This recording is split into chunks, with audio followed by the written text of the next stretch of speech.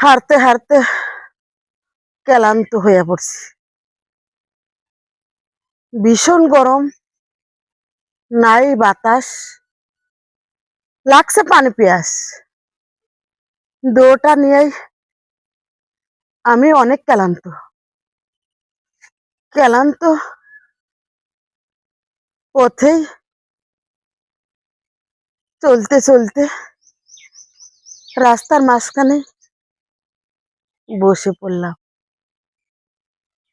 বসে একটু রেস্ট নিচ্ছি। আমার গন্তব্য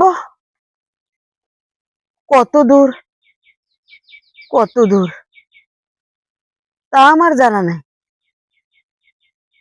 আমার হারতে হবে, হারতেই হবে। আমার গন্তব্যে আমার পৌঁছাতেই হবে। আমি যে না হাঁটলে সন্ধ্যা হয়ে যাবে, আমার আর চলার রাস্তাটা থাকবে না। এদিকে দুইটা চোখে জানি আমি কম দেখি, আর আমার হাঁটার রাস্তাটাও জানি